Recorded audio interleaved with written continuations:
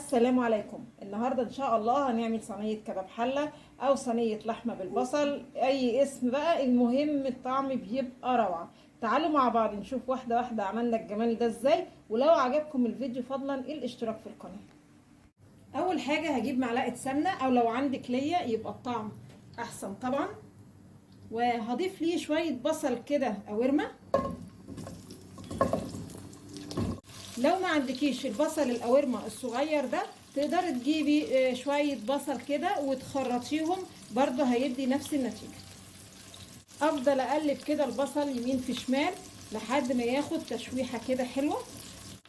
البصل كده خد تشويحه حلوه، هضيف ليه كده 3 4 فصوص توم مهروسين واشوح كده التوم مع البصل. وبعدين لما ريحه التوم كده تظهر هضيف بقى قطع اللحمه المكعبات واشوح بقى اللحمه مع البصل والثوم.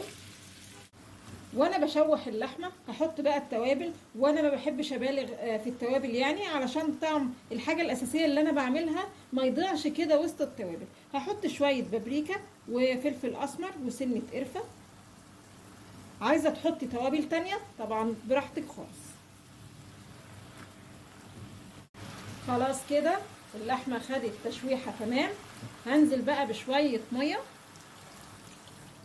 انا حطيت شويه ميه صغيره، بين وقت والتاني كده اشوف اللحمه لو عايزه تتزود ازودها شويه ميه، بس ما احطش ميه كتير. اللحمه كده خلاص استوت. ولحمه الكباب الحله الاحسن تجيبيها لحمه تكون سنها صغير علشان ما تاخدش وقت في السوى، وما تاخدش برضو ميه كتير واحنا بنسويها. كباب الحله طعمه بيبقى احسن لما اللحمه ما تاخدش وقت كتير على النار، بيبقى طعمه جميل جدا. بس لو اللحمه معاكي كبيره ما يجراش حاجه، يبقى ايه، هتزودي شويه ميه شويه بشويه لحد ما تستوي.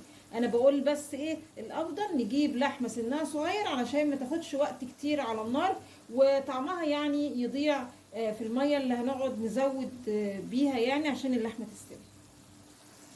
هظبط الملح قلبتين وهطفي على كده. هجيب صينيه فرن واضيف بقى مكونات الطاسه. زي ما انتم شايفين مكعبات اللحمه كده مفلفله، مش عاملين يعني فيها شوربه كتير زي ما قلت لكم في الاول، يا دوبك بس شويه صوص بسيط جدا علشان لما ادخل الصينيه في الفرن ما تنشفش. هدخل بقى الصينيه هحطها تحت الشوايه بالظبط حاجه زي دقيقتين 3 مجرد بس تاخد لون خفيف. وده كده الشكل النهائي. ممكن تعملوا بقى حاجة زيادة كده، تجيبوا في نص الصينية كده طبق فيه قطعة فحم كده وتشغل تولعوها يعني وتحطوا عليها نقطتين زيت، وبعدين تغطوا الصينية 5 دقايق كده، وبعدين يعني تشيلوا الغطا. يبقى طعم كباب الحلة ده جميل جدا كأنه معمول على الفحم بالظبط.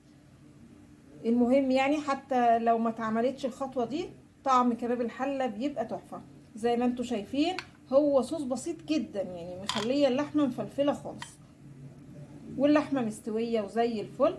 يا رب النهاردة الفيديو يكون عجبكم، وانتظرونا ان شاء الله بفيديو جديد.